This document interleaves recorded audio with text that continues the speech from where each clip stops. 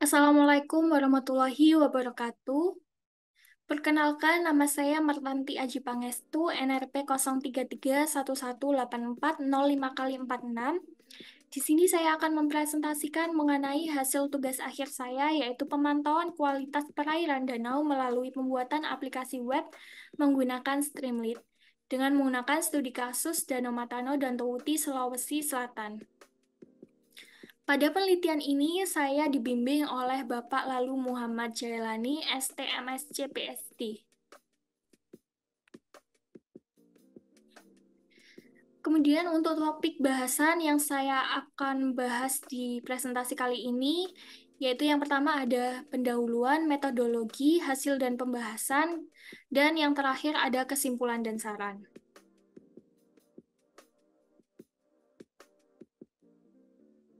Yang pertama yaitu pendahuluan, di mana latar belakang dari penelitian ini yaitu Indonesia merupakan salah satu negara kepulauan yang memiliki kekayaan alam yang melimpah.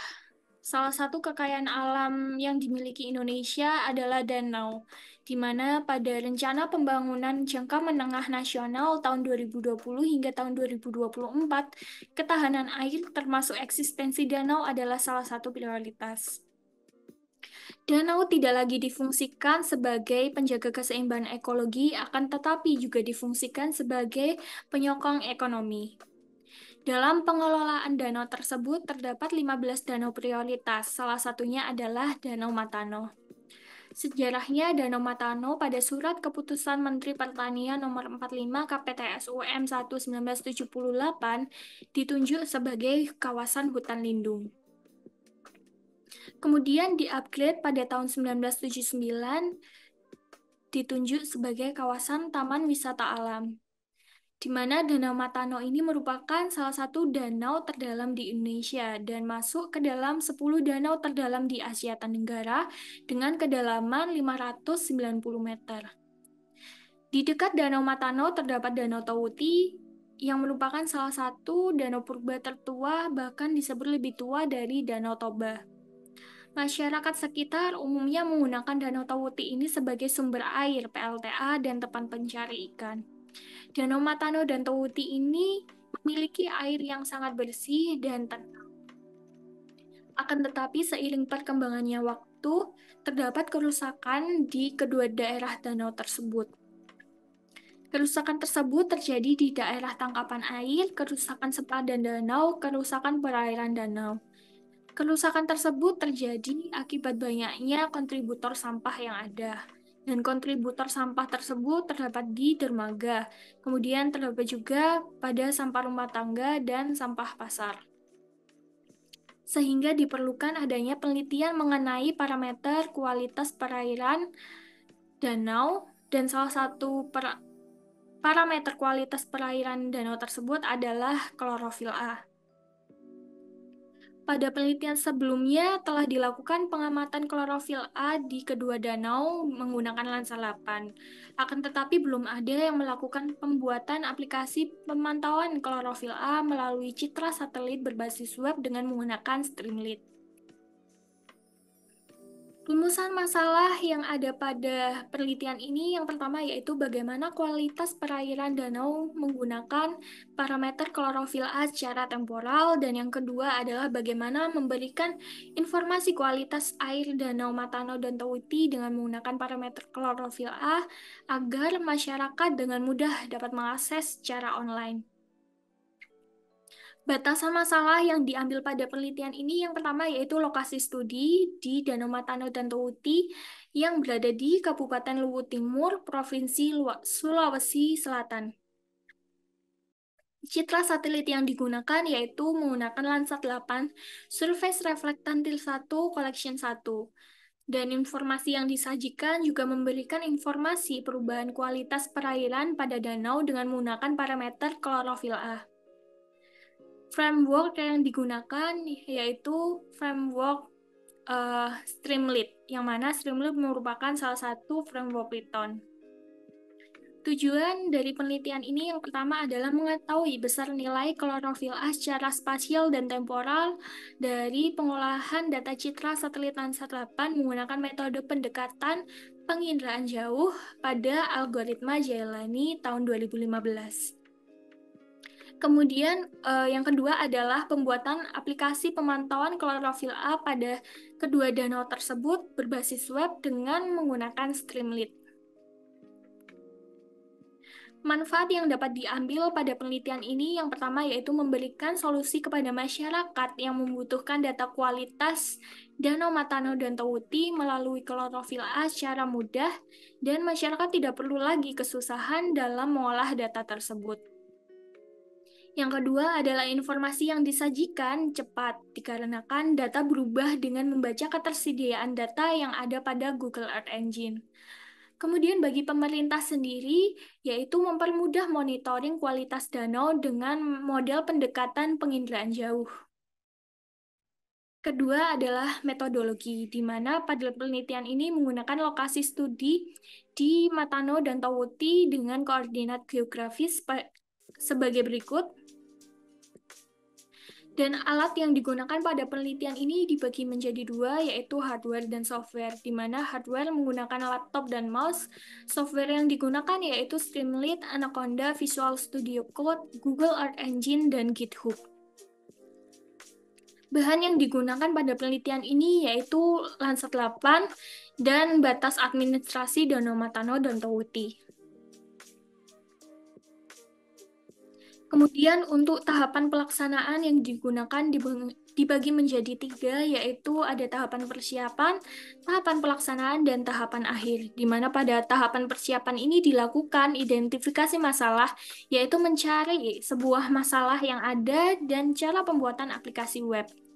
Kemudian setelah dilakukan identifikasi masalah, dilakukanlah studi literatur untuk mencari algoritma yang paling sesuai dan cara penggunaan Streamlit itu tadi.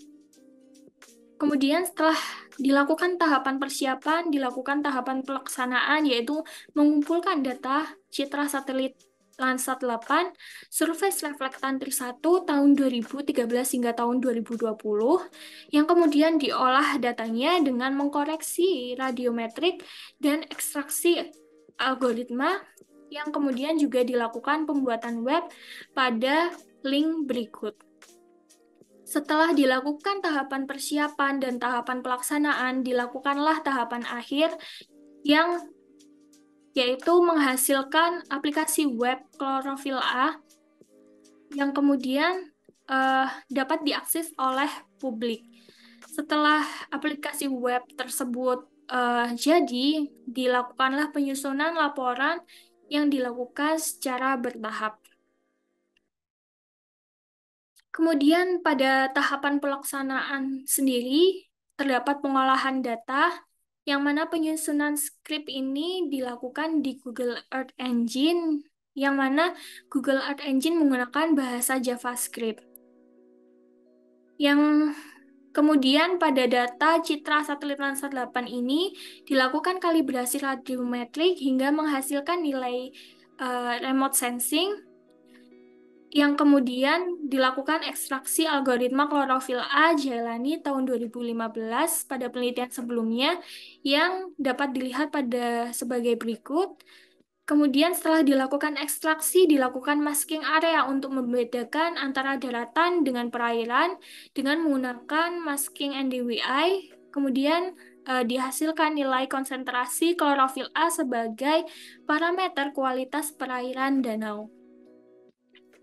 Kemudian pada tahapan pembuatan web ini dilakukan konversi dari JavaScript ke bahasa Python, yang mana konversi tersebut dilakukan otomatis menggunakan Jupyter Notebook, yang mana konversi otomatis tersebut menggunakan script sebagai berikut. Karena konversi yang dilakukan adalah konversi otomatis, sehingga komputer tidak benar-benar memahami apa yang kita inginkan, sehingga masih terdapat skrip yang salah dan perlu diperbaiki. Untuk memperbaiki tersebut, dilakukan memasukkan dan menyusun skrip menggunakan framework Streamlit, di mana penyusunan dan memasukkan skrip tersebut menggunakan library KEMap, EE, Pandas, dan Streamlit. Yang kemudian setelah dilakukan penyusunan skrip, jadi dilakukan transkrip pada komputer lokal. Setelah run script pada komputer lokal berhasil, maka skrip tersebut dimasukkan ke dalam GitHub. Yang mana setelah dimasukkan ke dalam GitHub, skrip tersebut dideploy dari GitHub ke Streamlit Web, di mana deploy tersebut dapat dilakukan melalui link web sharestreamlit.io.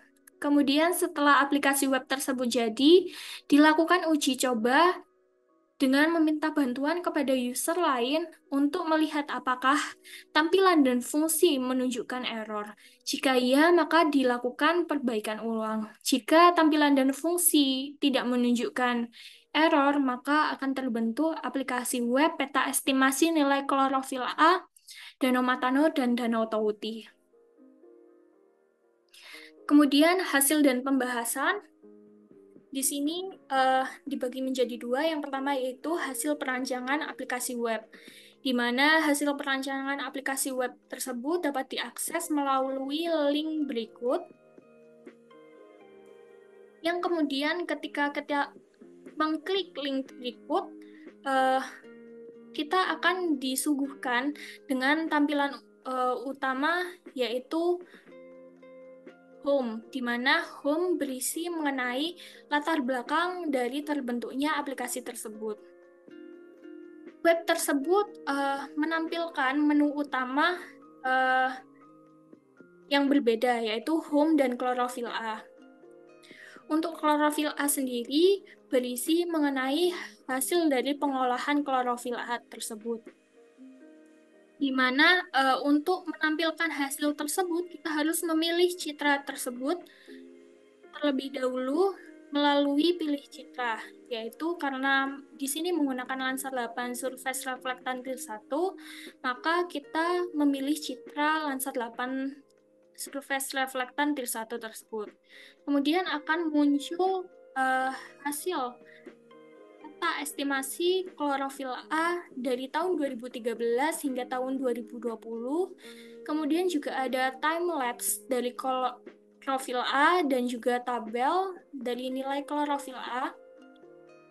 Kemudian juga ada grafik dari nilai klorofil A tersebut. Kemudian hasil kedua yaitu dari hasil pengolahan klorofil A. Di sini dapat dilihat bahwa dari tahun 2013 hingga tahun 2020,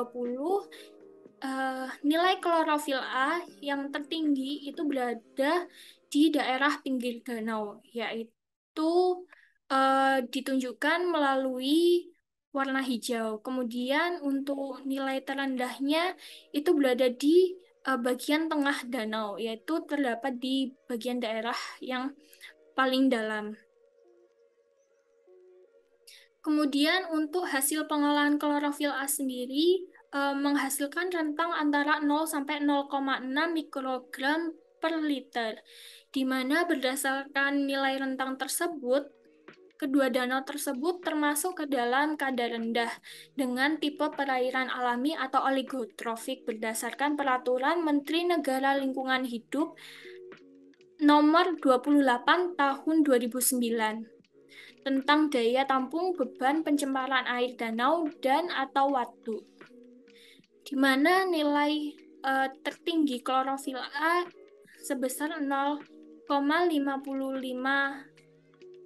mikrogram per liter pada tahun 2016 dan nilai terendahnya di tahun 2014 sebesar 0,406. Nilai klorofil A sendiri pada pengolahan sudah sesuai dengan nilai rata-rata kandungan di perairan Indonesia, yaitu 0,19 mikrogram per liter. Kemudian pada hasil pengolahan klorofil A juga ditunjukkan grafik yang menunjukkan bahwa setiap tahun naik turun. Grafik tersebut naik turun disebabkan oleh adanya faktor hidrologi dari sebuah perairan tersebut. Akan tetapi, pada penelitian ini tidak dapat disimpulkan bahwa klorofil A itu naik turunnya disebabkan oleh faktor hidrologi. Kemudian kesimpulan dan saran.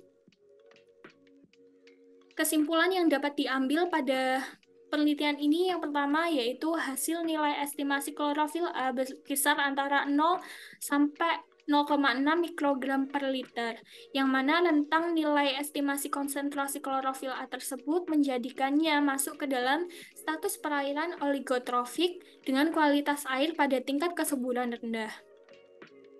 Kemudian informasi kualitas air danau dan tauti dengan menggunakan parameter klorofil A dapat diakses masyarakat secara mudah melalui aplikasi web yang dapat dilihat melalui link berikut. Kemudian kesimpulan terakhir yaitu sebaik-baiknya penggunaan framework Python Streamlit ini tetap memiliki kelebihan dan kekurangan. Salah satu kelebihan Streamlit yang umum perlu diketahui adalah memiliki bahasa yang mudah dipahami tanpa perlu tahu pengaturan tampilan pembuatan web dengan menggunakan HTML, CSS, atau JavaScript. Akan tetapi Streamlit juga memiliki kekurangan, yaitu dalam pembuatan aplikasi Streamlit ini adalah sensitivitas dalam pembuatan skrip yang disebabkan karena Streamlit menggunakan bahasa pemrograman Python yang merupakan bahasa pemrograman yang case sensitif dan high level language. Kemudian saran yang dapat diberikan pada penelitian ini yaitu yang pertama, hasil pengolahan data klorofil A yang didapatkan diambil melalui data sekunder yaitu Landsat 8 Surface Reflectance Tier 1, sehingga ada baiknya ke depannya dapat mengembangkan aplikasi web ini dengan memasukkan data primer ke dalam aplikasi. Sehingga diharapkan pada penelitian selanjutnya tidak hanya menampilkan mengenai nilai konsentrasi klorofil A saja, akan tetapi juga faktor yang menyebabkan kenaikan dan penurunan klorofil A tersebut, yang mana algoritma faktor pendukung klorofil A masih belum ditemukan pada daerah tersebut. Kemudian yang ketiga, yaitu penelitian ini masih menghasilkan aplikasi web dengan tampilan yang sederhana, sehingga perlu diadakannya penelitian lebih lanjut mengenai Streamlit untuk dapat mengembangkan metode pembuatan web dengan menggunakan framework Streamlit ini. Kemudian yang keempat, yaitu pembuatan script tersebut untuk mengolah data melalui Google Earth Engine yang dilakukan terlebih dahulu sebelum dikonversikan ke bahasa Python tergolong efektif dan efisien bagi developer baru. Kemudian yang terakhir adalah pembuatan aplikasi web menggunakan Streamlit ini pada bidang geomatika tergolong baru di Indonesia, sehingga ada baiknya jika terdapat komunitas yang menaungi hal tersebut untuk dapat sharing. Hal ini dikarenakan telah terdapat beberapa komunitas Streamlit dari berbagai negara. Berikut adalah daftar pustaka yang saya gunakan.